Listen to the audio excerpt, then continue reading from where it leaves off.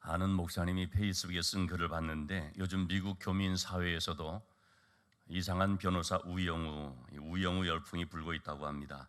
나는 이상하고 제 삶은 이상하고 별나지만 가치 있고 아름답습니다. 이런 명대사에 많은 분들이 감동을 받는다는 것입니다. 이 역할을 했던 박은빈이라고 하는 배우는 이 역할에 대해서 자폐 스펙트럼이라고 하는 그런 역할을 감당하는데 자신이 없어서 그래서 한사코 고사를 했다고 잘 알려져 있죠. 감독과 작가가 이 배우가 아니면 안 된다 하고 설득을 하면서 1년 가까이를 기다린 끝에 결국 이 역할을 맡게 되었다고 하는데요. 그 결과 인생 연기를 펼치는 그런 굉장한 연기를 하게 됐습니다. 이 박은빈 배우는 브람스를 아십니까? 라는 그런 그 작품을 할 때도 이게 바이올린 연주를 하는 그런 드라마인데 저는 본 적이 없습니다만은 기사를 보니까 보통 배우들은 이제 이런 악기 연주를 하게 될 때는 다 대역을 써서 늘 하게 되는데 그런데 이 배우는 자신이 직접 그 연기를 하기 위해서 6개월 이상을 맹연습을 하고 전공자 수준의 실력을 갖추고 그렇게 했었다고 합니다. 힘들지만 감당하면 귀한 열매를 맺는 것을 볼 수 있습니다. 그런데 그럴 수 있었던 것은 그가 25년 차의 배우로서 탄탄한 그런 실력을 쌓았기 때문이었습니다. 다시 말하면 하루아침에 되는 것도 아니고 마음 먹는다고 되는 것이 결코 아니라는 것입니다. 오늘 본문에서 우리가 보고 있는 기드온 하면은 기드온의 선비경 용사로 너무나 유명하지 않습니까? 근데 기드온이 이런 용사로 하나님께 쓰임을 받게 됐는데 그것은 단번에 된 것이 아니었다는 것입니다. 기드온도 하나님께 캐스팅이 됐습니다.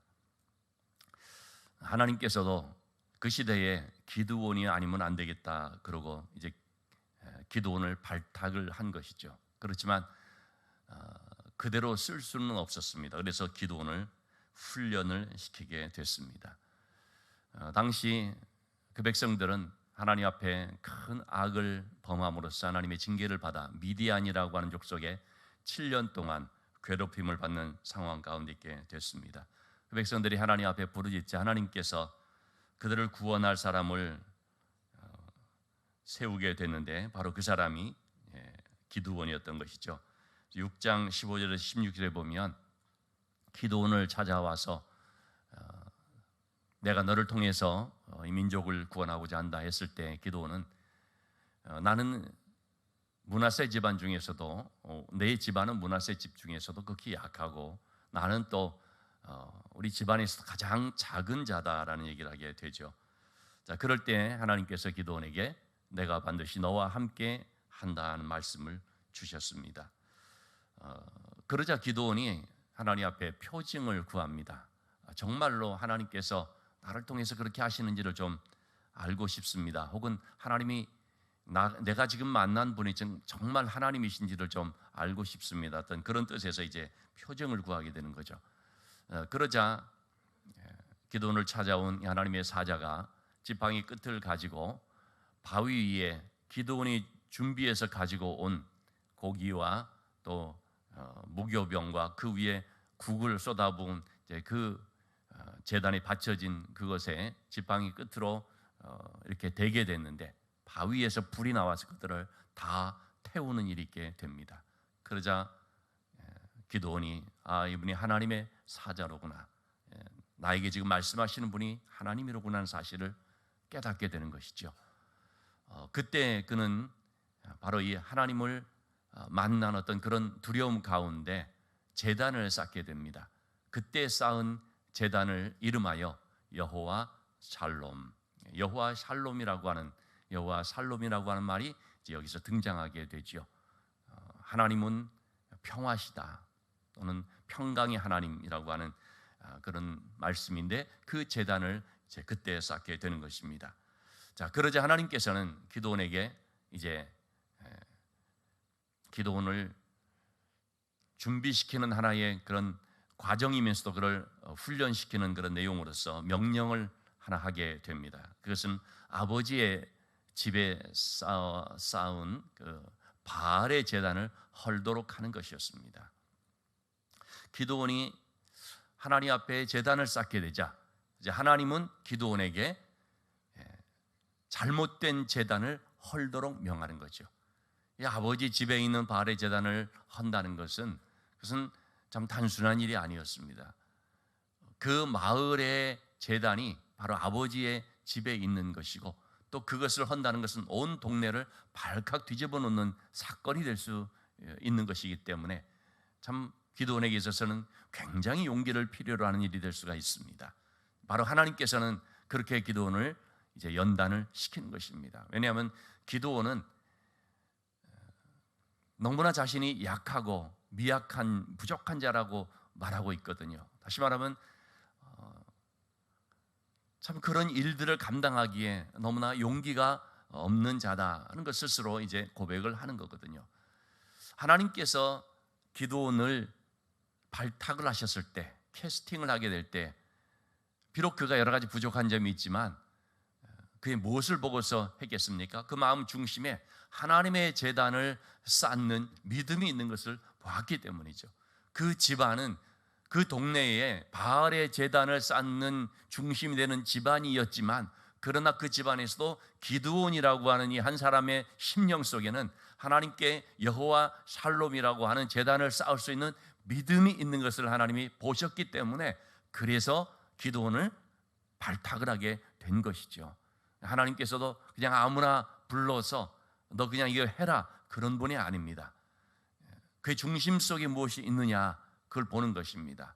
저도 이제 말씀드린 것처럼 우영우라고 하는 이 드라마를 위해서 박은빈이라는 배우를 눈여겨보고 제작사에서 그를 캐스팅하면서 1년 동안이나 기다리면서 그를 발탁해서 이렇게 한 것처럼 하나님께서도 그 시대에 기드온이라는 사람을 발탁을 하게 됐는데 다름이 아니라 그 마음속에 하나님의 제단이 하나님을 향한 예배가 살아있는 사람이었기 때문에 그런 것이죠. 그러나 그는 용기가 부족했던 것입니다. 그래서 하나님께서 그 부족한 것을 채워주시기 위해서 계속 훈련을 시키고 연단을 시키는 것이죠. 여러분, 하나님께서 보시는 것은 우리의 마음의 중심입니다. 그 마음 중심에 믿음이 있을 때, 하나님을 향한 예배가 있을 때, 하나님을 사랑하는 그런 진심 어린 마음이 있게 될 때 하나님께서는 그를 부르시는 것입니다. 그리고 그에게 부족한 것들은 하나님이 채워주시는 거죠. 하나님께서 만들어 가시는 것입니다. 그런 것을 우리는 이 기드온을 통해서 보게 됩니다. 하나님께서 기드온에게 아버지의 제단에 있는 아버지 집에 있는 바알의 제단을 헐도록 합니다. 기드온은 하나님의 말씀에 순종해서 그 제단을 허는데 낮에 하기에는 너무나 두려워서 밤에 사람들이 없을 때 자기 종들과 함께 그것들을 전부 다 없애버리고 마는 거죠. 제단을 다 헐어버립니다. 다음날 발칵 뒤집혔죠. 그런데 그때 누구보다도 역정을 내고 누구보다도 기드온에 대해서 분노해야 될 아버지가 오히려 마을 사람들 앞에서 기드온을 두둔하면서 바알의 제단을 이렇게 헐었는데 바알이 진짜 살아있는 신이라면 우리가 가만히 있어도 바알이 알아서 기드온과 싸우지 않겠느냐 하는 그런 말로 문제를 수습해버립니다.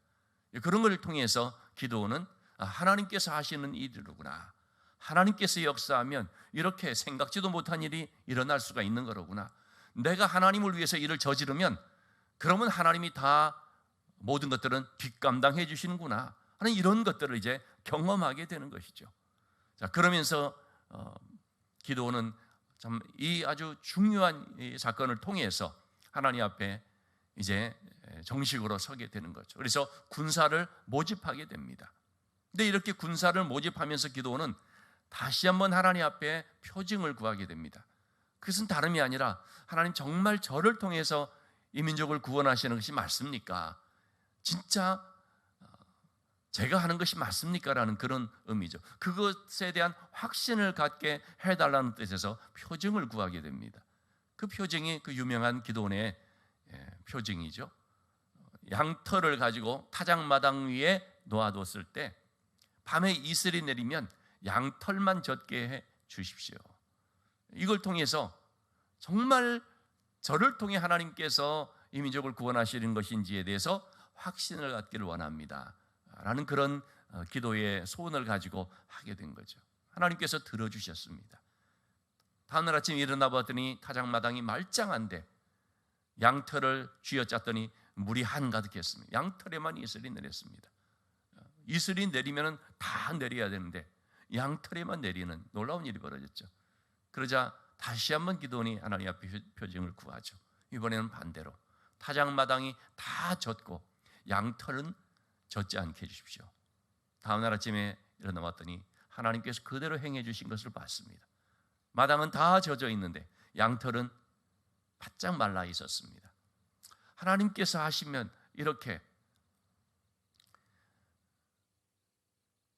사람들이 볼 때에 참 상식적으로 납득할 수 없는 것이지만 그냥 그런 일들이 일어난다는 것입니다. 온 지면은 다 말라도 양털은 젖을 수 있도록, 온 지면은 다 젖어도 양털은 마를 수 있도록 하나님께서 그렇게 하실 수 있는 분이라는 사실을 이제 깨닫게 되는 거죠. 그리고 이걸 통해서 무엇보다도 하나님이 나와 함께 하시고 나를 지도자로 세워서 나를 통해 이 민족을 구원하시고자 하는 것이 틀림이 없구나 확신을 갖게 되었죠. 그리고 군대로 모집한 사람들을 계수를 하였더니 32,000명이었습니다. 하나님께서 숫자가 너무 많다 돌려보내도록 했습니다. 두려워 떠는 자들은 다 돌아가라고 했습니다. 32,000명 중에서 22,000명이 돌아가 버리고 말았습니다. 32,000명이라는 숫자도 미디안의 13만 5천이라는 군대를 감당하기에는 턱없이 부족한 숫자임에도 불구하고 그런데 하나님께서 돌려보내라 하는 그런 사람들은 돌려보냈습니다. 10,000명이 남았습니다. 그것도 너무 많다. 그래서 싸움에 나갈 준비가 되어 있는지를 한번 테스트를 해보게 되는데 준비가 안 된 사람들 9,700명은 다 돌려보냈습니다.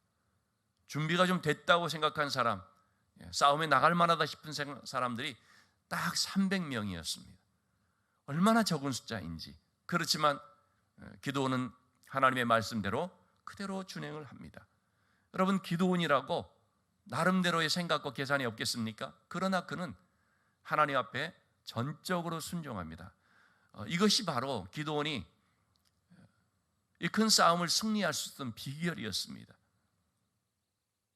다시 말하지만 하루아침에 이렇게 된 것이 아니라 하나님의 이런 몇 차례의 연단의 과정을 통해서 하나님께서 이런 훈련시켜준 것을 통해서 기도원이 준비가 되는데 어떤 준비가 됐겠습니까? 믿음의 준비가 됐다는 것입니다. 하나님을 전적으로 의지하는 믿음으로 준비가 됐다는 것이죠. 즉 하나님께서 말씀하시면 그 말씀대로 따를 수 있는 준비가 됐다는 것입니다.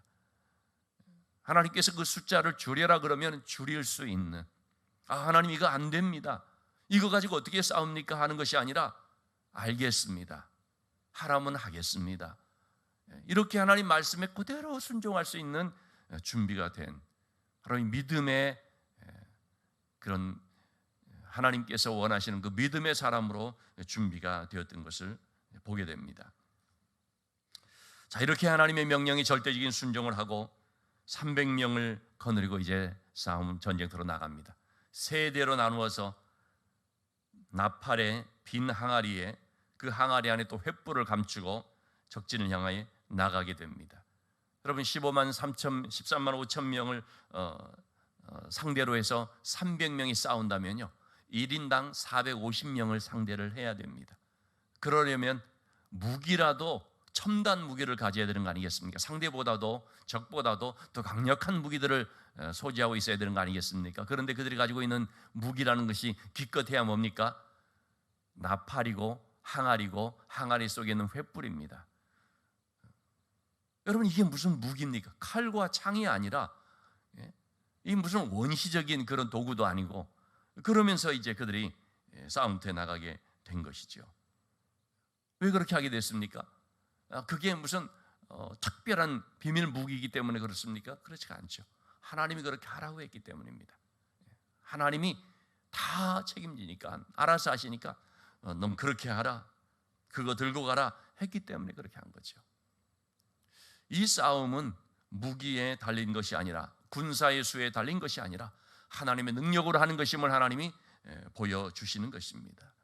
여러분, 다윗과 골리앗이 싸울 때 다윗이 골리앗을 향해 나가면서 뭘 들고 나갔습니까? 물맷돌을 가지고 나갔습니다. 물맷돌이 굉장히 강력한 무기라는 것이 아닙니다. 사무엘상 17장 47절의 말씀에 여호와의 구원하심이 칼과 창에 있지 아니함을 이 무리로 알게 하리라. 다윗은 물맷돌이라는 것을 들고 나갔지만 사실은 다윗이 가지고 간 무기는 뭐냐면 믿음이라고 하는 무기였습니다. 하나님께서 나와 함께 하시고 하나님께서 도우시면 승리한다.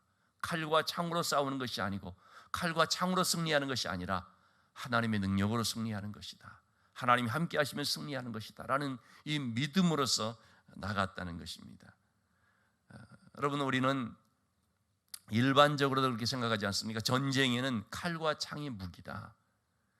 인생을 살아가면서 또 사회생활 속에서는 돈과 인맥 이런 것이 무기다. 그래서 그런 시각으로만, 또 그런 계산으로만 할 때가 많이 있습니다. 근데 여러분, 우리는 다른 무기가 있다는 사실을 알아야 됩니다. 말씀과 기도로 다져진 믿음이라고 하는 무게입니다.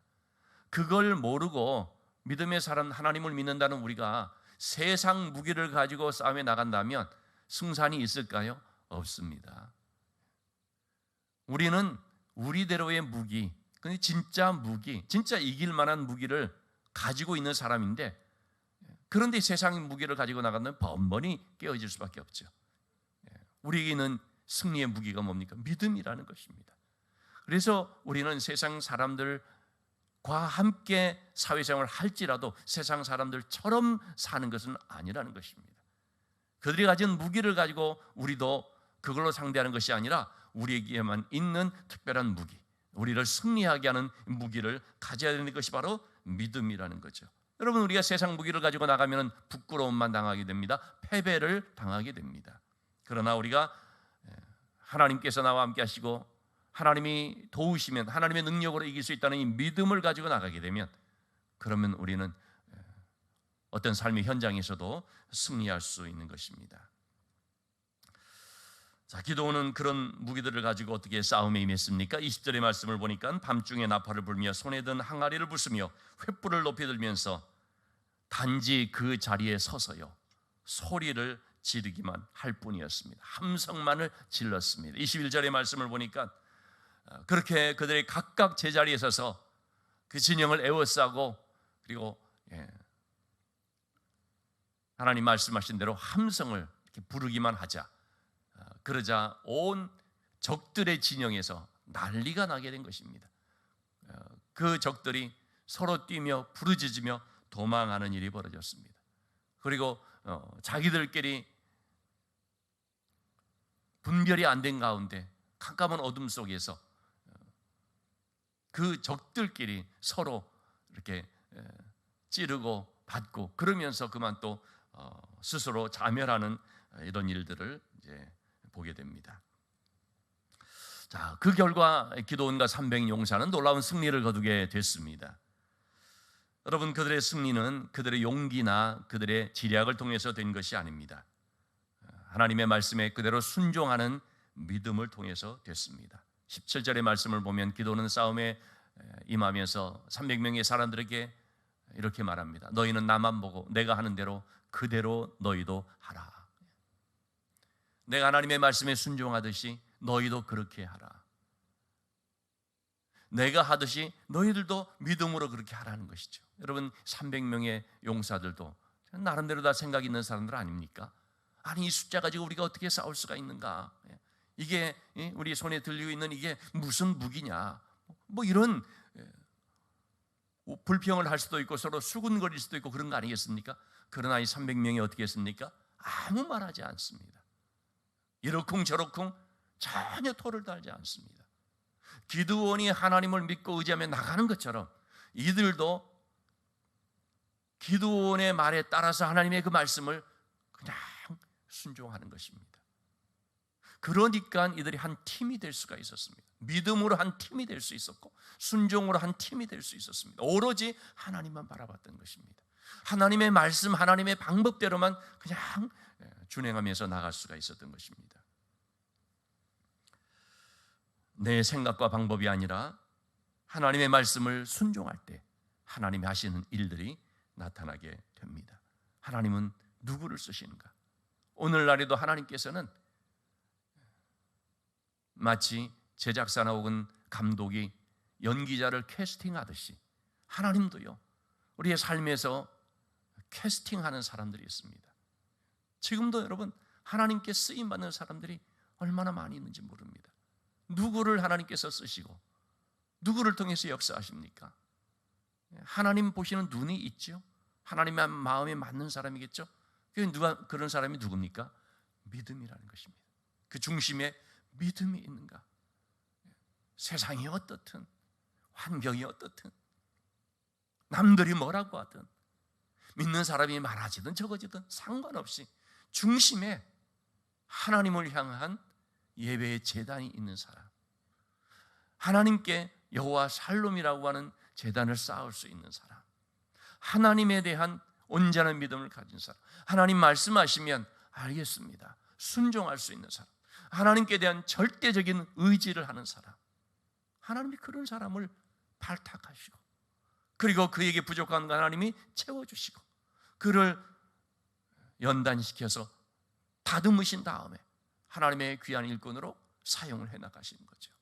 물론 그런 과정 속에서 때로는 감당해야 되는 부담감도 있고 때로는 참 연단의 과정을 거치는 어려움도 있을 수가 있겠지만, 그러나 여러분, 그것을 감당하면 어떻게 된다고요? 놀라운 결과를 얻는다는 것입니다.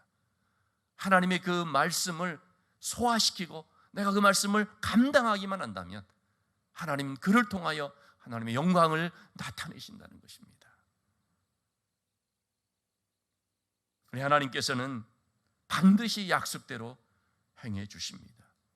우리가 이 하나님의 약속, 내가 너와 함께 한다는 그 말씀을 믿고 나간다면 어려움이 있어도 두려움이 있어도 때로는 시련이 있다 할지라도요, 우리는 믿음으로 말미암아 그 모든 것들을 등이 이길 수 있게 됩니다. 때로는 하나님의 약속의 말씀만을 의지해야 될 때가 있습니다. 지금이 바로 그런 시대요, 그런 시점이 아닌가 생각이 됩니다. 하나님의 말씀만을 의지해야 될 때, 여러분, 그것이 바로 믿음입니다. 영적인 싸움에 그 믿음이라고 하는 무기를 가지고 나가게 될 때 하나님께서는 우리에게 반드시 승리를 주실 줄로 믿습니다. 승리를 확신하는 삶이 될 수 있기를 주님의 이름으로 축원합니다.